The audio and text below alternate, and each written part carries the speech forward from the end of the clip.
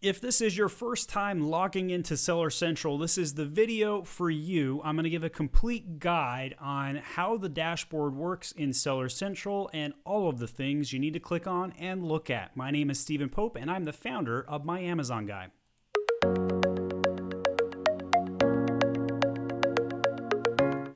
So when you first log in, this is somewhat of a familiar screen that you'll see. You're going to see a bunch of different sections. In this video, I'm going to click through all of these different areas and explain what they do and why they are important or not so important, and why you would go into those individual sections. So this is an account that doesn't have any sales on it, so we're just going to be showing all of these different areas. Initially, at the top left here, you're going to see this news widget. And with COVID-19, there's a lot of news that goes around, and so you can keep intact to see what's going on. So Amazon will often make a change to the UI, the user interface that is, or make a change or a policy thing within the dashboard, and will generally be quiet about it for about 7 days. And then they will post something in the news section. So more often than not, you're left on your own as a seller to know what's going on, which is why you should click that subscribe button right now, because we will post breaking news in real time once we became aware of it. But in any case, it's still good to see the news section, to see what's coming out. You will see some periodic good information. These particular sections, you've got an add a product button. These tutorials are for new accounts. You're going to see these on when you're first starting. They will eventually disappear and they won't be displaying. We're going to be showing you how to access this kinds of information for a long-term understanding within the dashboard. As you scroll down here, you're going to see a bunch of widgets. These widgets can be customized or moved around. This is the default setting. On the left-hand side here, you can see the orders section. So if you have any seller-fulfilled orders that need to be shipped, they will show up here in the unshipped section. And you can buy shipping directly out of the Amazon Seller Central portal. Click and print out your shipping and label your product and get it out the door. Similarly, you will see Amazon FBA orders, and they can show in pending for as long as 3 days, but usually within 2 hours, they'll get out of pending, and then they'll show up in the Fulfilled by Amazon section. If you do see any orders stuck in pending, you're always welcome to file a ticket and ask Amazon about that. This widget here is the seller forms. Generally speaking, you're not going to hear a lot of good information in the seller forms, mostly sellers complaining about policies and what's going on. So you can see here is Amazon nerfing Fulfilled by Merchant in favor of FBA. A lot of speculative information can be found in the forms. It is very difficult to navigate those forms. I generally don't find a lot of good information. Usually when I'm going to the forms, I'm answering questions and not asking them on my side. So you're better off subscribing to some dedicated Amazon agency resources in lieu of the seller forms. The middle section here is kind of a checklist of things that can go on. Like in this particular instance, they're showing the Amazon business section. This widget will be replaced at a later point on your account with information about, hey, replenishments, you need to stock your inventory, that kind of stuff will show up in this section in the future. Right now, they're trying to showcase Amazon Business. They're trying to push Amazon Business as an idea where you sell to B2B customers. Right now, B2B is about 3% of all sales on Amazon's ecosystem. Pretty weak, not one to focus on unless you have a B2B product. On the right-hand side, you'll see the payment summary. This dashboard will maintain the same over time, and you're going to see when the last time the amount that's going to be deposited to you next. You can view payment summary, and we'll go into some of those details shortly. You can manage your case log. This is something you're going to be doing daily, most likely. It's very common to have to file tickets on Amazon. And finally, you've got the sales summary here. And this section is something I look at daily, and so should you over time. You're going to see all the sales that come in today. Now, I will give you a note that about twice a year, Amazon sales data gets delayed, and you'll see a nice goose egg here when you would have expected hundreds, if not thousands of dollars in sales in this location. If that ever happens, just go up into your orders, manage orders section. You'll see that orders are still coming in, and it's just a data delay. Nonetheless, the 7-day, 15, and 30-day Numbers are very, very good to follow and understand your trends, and you can view a bunch of the statistics that is helpful. Inside of the reports drop-down, you can go over to business reports and pull up some additional sale by ASIN reports. We'll go into all those details step by step on this. I'm going to be very thorough with my video review. So I'm going to go from top left to right from this section over, and we'll end on the settings information. So in the top left, this is the catalog to add products or complete drafts. So if you've loaded data and it hasn't finished, you'll find it in the complete draft section. But if you need to add a product, click on add a product. There are several ways you can add products to Amazon. The most common way is if you have never loaded the product to Amazon before, you'll just simply hit I'm adding a product not sold on Amazon. If you know that your product is already sold on Amazon, you can type in the UPC or ASIN and locate it there and then simply click sell your product.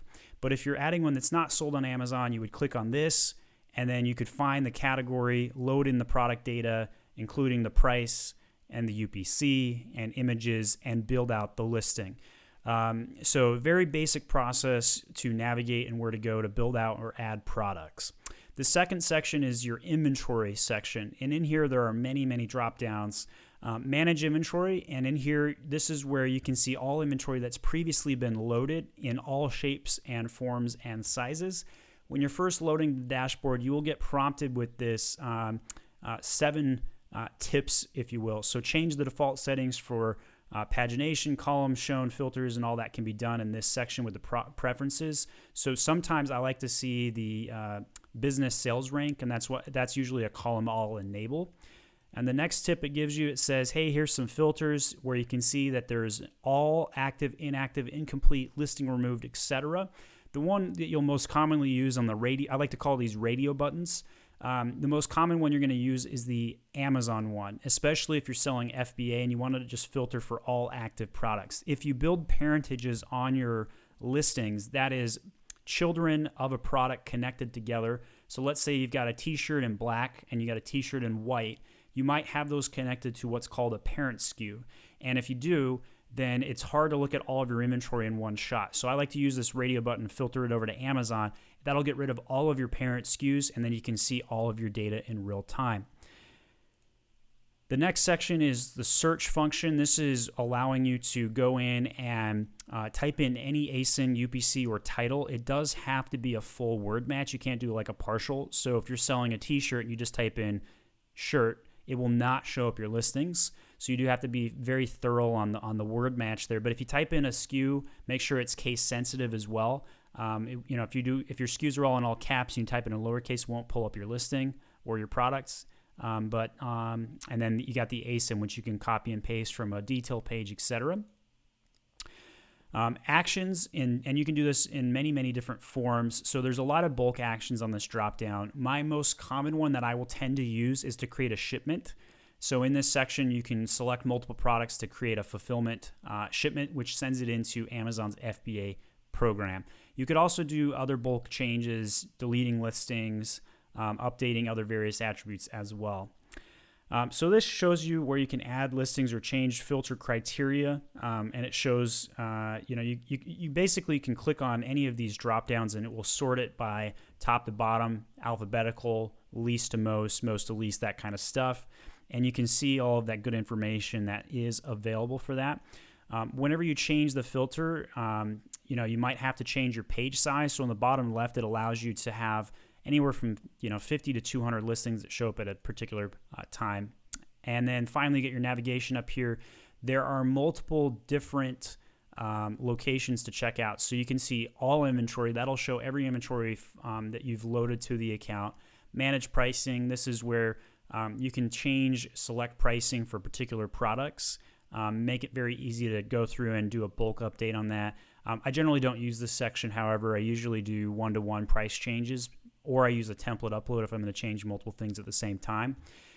Inventory that Amazon fulfills, this will show all FBA inventory, and it will not show any merchant-fulfilled inventory. This is a section that I will check, especially if I need to do any replenishments. Shipping queue, I don't generally use this, but this shows a lot of the past shipments. The times when you would want to use this is if you started a shipment but you hadn't finished it, you'd come back in here and finish it. Or if you're trying to research or follow up on something that you previously shipped in a month ago and you're wondering why Amazon hasn't closed it out, you'd come in and check that out. Inbound performance summary, this shows any issues where you've got problems with your shipments, and they do charge you if you do certain things. Like, for example, if you have a box over 50 pounds and there's more than one SKU in it, they will dock you on that. You're not allowed to ship an item in with more than 50 pounds per case box because it's a team lift issue, and they do have challenges with that. Scan and label, can't say that I've used this before, but allows you to scan and print some stuff out. And then upload shipping plan, very rare to use this. This is when you're a very sophisticated 8-figure, 7-figure seller and you've got a lot of data to load in one shot and upload a plan for shipping. Generally speaking, most sellers are going to do all this manually. Okay, so we covered manage inventory. These sections here are also related to some of the sections we just went through: manage FBA inventory, inventory planning. We've already covered add a product, but this is also a way you can add a product here. And I'll click on this button. You can see it pulls up the same screen we saw previously. You can also do this in a batch upload. The add products via upload section is very overwhelming. If you're a first-time seller, I generally don't recommend this section. And I would recommend adding everything manually until you have a mastery of the manual before you try templates. Templates will require a lot of troubleshooting. You can create custom templates and download the categories here and fill in those templates with all the data they request. It's the same basic concept as a manual load, but you're going to do this in a template sheet, and you will have errors to clear and clear out when you do this. So you can download the inventory file, you fill out the data, then you come back in here and you check and upload the inventory file, and you load it in this section here with an inventory file for non-media categories. And then you choose the file, put your email in for error logs, and then upload it. And then once you've uploaded, it'll go over to this monitor upload section, and you can see your batch ID. And if you have any issues, you can download the file or errors. I do have some in-depth videos that cover inventory loading or template files. It is super advanced. I don't recommend tackling this until you've been selling on Amazon for several months, maybe even a year. So I'll move on quickly here. So inventory, we just covered add products via upload. Inventory reports, not something I generally do too much for this, but if you ever wanted to export your data, there are various amounts of data that you can export. Historically speaking, you can't export bullet points, which is silly. We did get one account in the last 7 days that they now allow to see exported bullets, but I believe you have to file a ticket and request it. But for the most part, when you export inventory, it's going to give you your title, price, and quantity. That's about it, which could help you load onto your next platform like eBay, Walmart, that kind of thing. Sell globally, not a section I frequent, but this dashboard will allow you to port your data from one source to another.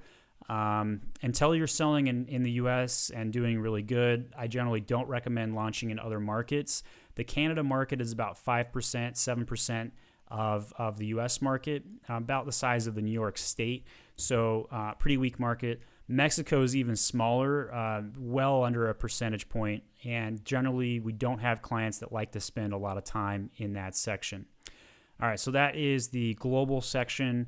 Manage FBA shipments. This is the same button we saw on the other dashboard. We can see your shipping queue.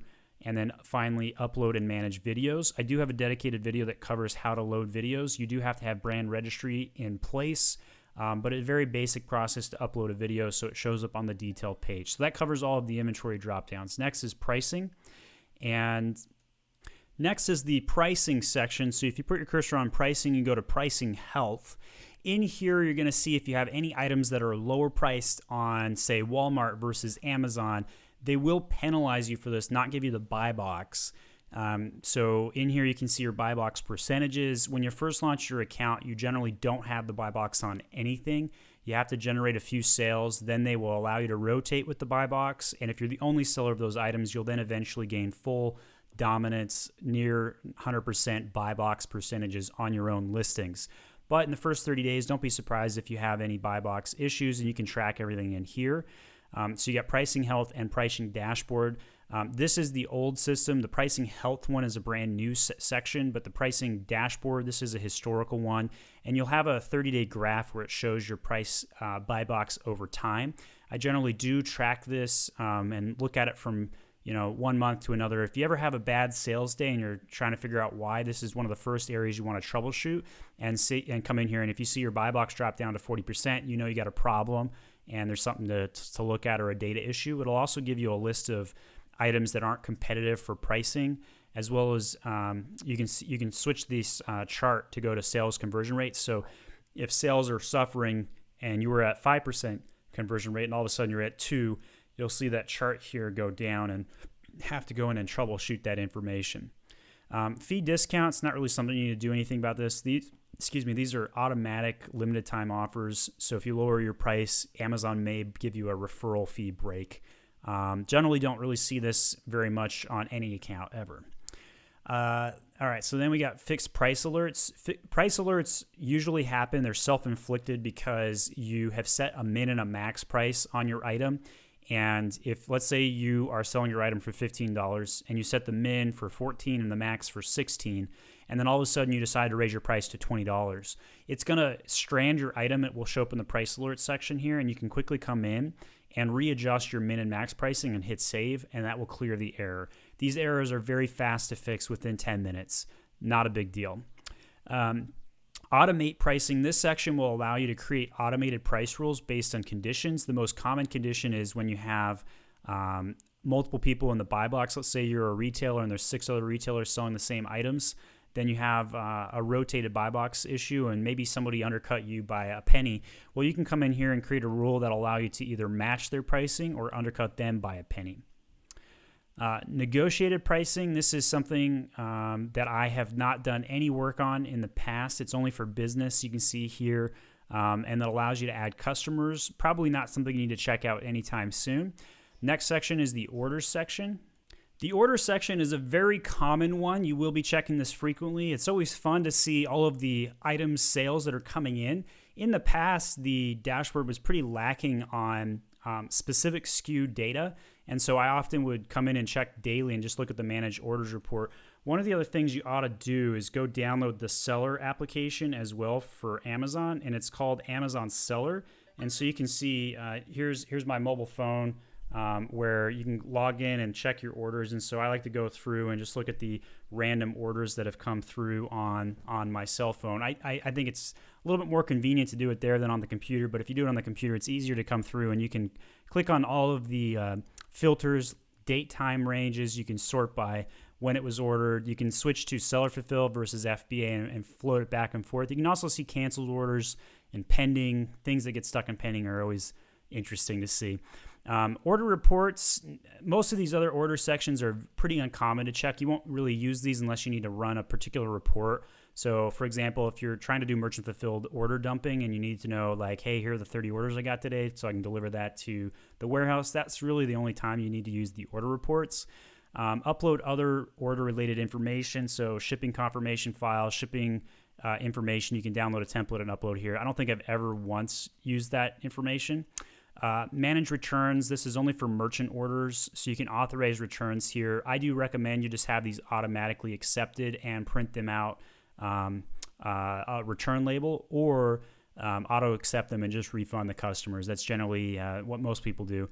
Safety claims. This is a little bit more challenging. This is when you've got issues with the item and you have to respond. Otherwise, the ASIN could be restricted or removed. And usually you're only going to see about one of these a year on average for most accounts, so they don't really come up very often, but when they do, it's kind of a mini fire drill, if you will. The next sections are all related to advertising. These are some of my more fun sections to check out. So when you first launch your first campaign, they will give you $50 in free credits. You have to have a pro account to have advertising. I highly recommend that you have advertising from day one of launching your account. This is the first time I'm going to pitch my services on our video. This is the most important thing that you hire somebody to do. If you don't have experience managing PPC, you should contact us. We can manage that for you. Setting up segmented advertising is the number one most important thing you do to be successful on Amazon. Obviously, you got to load your images, load your data, have optimized listings, but sending traffic, if you don't run ads, you will not sell anything on Amazon. So in here, this is a very sophisticated UI. There are probably 20 hours of videos I've already shot managing campaigns within advertising. Just look up in my channel for the advertising playlist, and you can see all kinds of campaign manager explanations. A+ Content Manager, you do have to have your brand registry in place, but this is the section where you'd come and load A+ contents. This is another service that we offer. It's $500. We build out your full design. Really, really important that you hire somebody who knows how to do both design and SEO work, because there is search engine optimization work that you have to have involved. We have dozens of examples of A+ content that we've built for clients. You can check out all of those results. We even have them linked to their Amazon listing pages so you can see in real time. So we build all that out for you. We can help with building out all of the A+ content, but that's the section where you would go in and manage it, or assign ASINs, or load the images and the designs. Early reviewer program. This is used for any item that has under 5 product reviews. You can pay Amazon $65 and they will ask customers who have bought from you previously to leave a review. It will get you your first 5 reviews. I would value a product review at $20. So you're getting a little bit of a value by doing that. And it's endorsed by Amazon specifically. Amazon Vine, this is somewhat similar. Vine is currently deactivated as of May 12th, 2020. It should be back up by July of 2020 if I had to guess. This allows you to send your product to up to 30 people at a time if you have less than 30 reviews on an item, and they will review it. I do not recommend Vine for all items. I would only recommend this to items that are easy to understand quickly, like a widget, a pen, an apple slicer. Those are the sort of products that do really well for Vine. Things that don't do well, men's supplements, and some niche type products or beauty type products that are used very specifically by a particular subset of people. If it's a typical item that like half the country uses, that's a great Vine item. If it's an item that only like 5% of people use, not a good Vine item. So that's something to consider. There is no cost to this program at this time, but you are giving away your product. That is the cost of the program, so to speak. I'm a big fan of Vine. I definitely recommend it. Deals, this is a section that has really not been effective for 3+ years. They do gold box deals. You can come in here and build lightning deals and other various deals. They are completely automated, take it or leave it type deals. So it's very typically steep discounts. I don't generally run a lot of these. Maybe for my 65 clients, we do 1 or 2 a month out of all clients. Coupons, on the other hand, highly recommend coupons. You do pay for every time somebody redeems a coupon, but very, very worthwhile. They are very front and center with Amazon consumers at the top of the detail page. That's why we generally recommend coupons. I do recommend spending some time setting those up. Prime exclusive discounts, this is usually only done 2 times a year during Prime Day, as well as the November rush with Black Friday and Cyber Monday. But they can be run technically outside of those time frames, but generally speaking, those are the 2 time frames where it really matters, because they do give dedicated traffic to your listings during those times if you use the Prime exclusive discounts. Finally, promotions. You can create any kind of promotion you can think of. Free shipping, percentage off, buy one, get one, BOGOs. Any combination of things can be done here. I do have dedicated videos on how to run and set up promotions, so I won't go into too much detail here other than the fact to say that you should be running promotions, but one of the most important things that you do is when you set these up, determine whether you're going to have them show in the detail page. If you're going to set up a 90% off coupon or promotion rather, do not show that on the detail page. You want to give those one-to-one custom codes to users off of Amazon, and you don't want them showing up on the detail page. That is the number one mistake people make when they set up their promotions.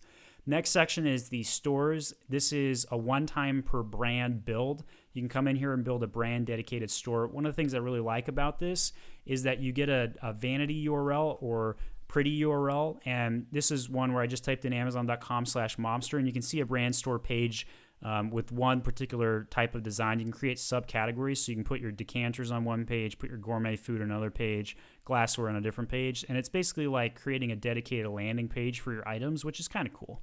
Definitely recommend that. We do build out brand stores for $350. You can find that on my website at myamazonguy.com. Next section is reports. So in each of these sections, there's different types of reports you can pull. The payments report will show how much you've paid to Amazon in fees, as well as all of the sales you've collected, as well as all of the deposits going into your bank account. You can do summary reports or transaction views. or date range reports. This is something I generally run once a month or once a quarter, depending on what's needed. If you're looking to see how your margins are doing, great way to run reports in this section. The Amazon Selling Coach is not really worth a whole lot, but it does give some high-level recommendations. So if you see recommendations, it might be on like, hey, you need to restock this item, or you need to lower your pricing, or you don't have any ads running. Those are the kinds of things you'll see here. Business reports, this is a really important section. You should be looking at this on a frequent basis. It will show your daily sales in this section. Sales and traffic on the left-hand side, very common report I'll run. This allows you to go back up to 2 years and see your daily sales. You can run it by month and click on the drop down here and select, I want sales by month.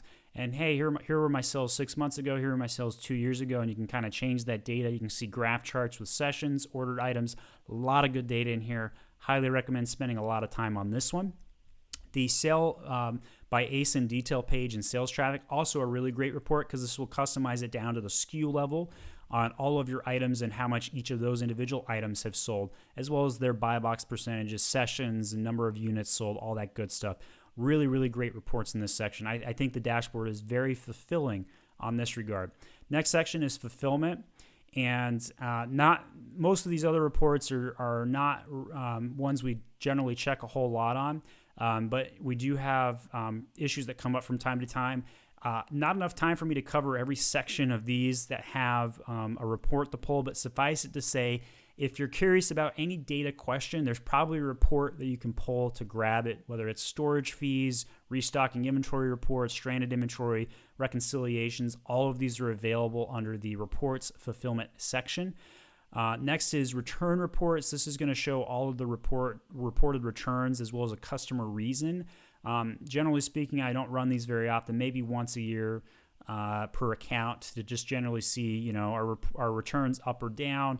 If you got a lot of returns, Amazon will flag it and say, hey, check out this problem. Here are the reports from customers. Generally, that's the only time we typically look at that. Next, you've got your tax document library. This will show you any taxes you need to download or display or send to the states. One of the nice things about taxes right now on Amazon is that about 30 states are auto-collecting sales tax on your behalf, and you don't have to file anything. I hope the other 20 states follow suit.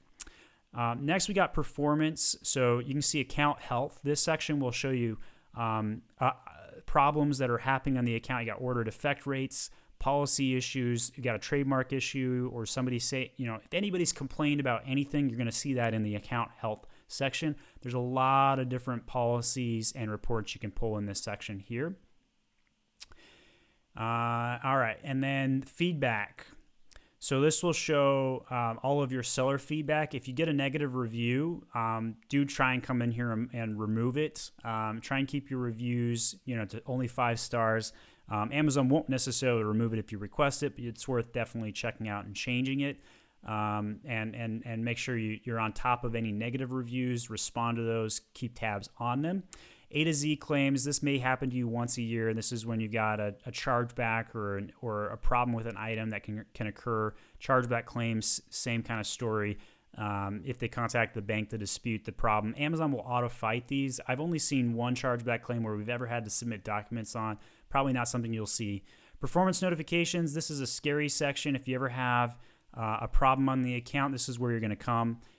If they have an issue with a suspension, a listing being taken down, or any policy violations, this is the section you're going to come in and check out and read this. Before you ever respond to a performance notification, thoroughly read it. Make sure you understand what Amazon is asking of you before you respond to it.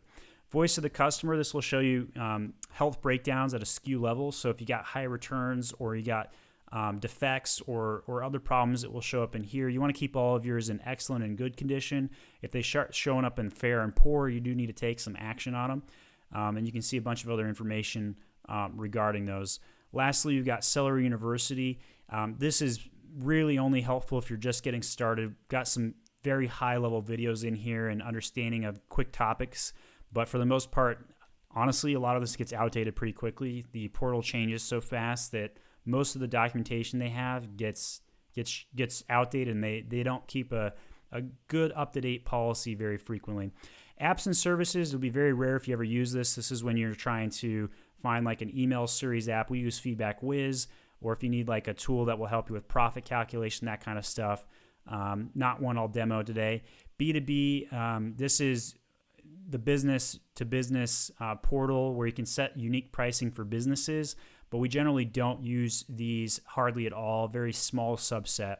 The last section I'm going to cover, this is your drop down for what's called the merchant picker. So if you want to switch from .com to Canada or Mexico, you can find that information there. You can switch from English to other languages if you need to. You can type in anything into the search result. Their search engine's pretty weak. I think Google actually is better for any Amazon questions you have. You got your messages section. This is where you can converse with customer service for your customers. They do not reveal the email addresses of customers. You do have to respond to them directly in the portal here or have an API connection to respond to customers. You got help. In this section, you can file tickets, get support, and a bunch of helpful information. You will file a ticket almost on a daily basis as you scale your account, as you tackle issues, whether they're issues with orders and customers, data issues like your catalog detail page is not reflecting on the front end. You'll need to file tickets in this section. Lastly, we've got settings. You can find your account info.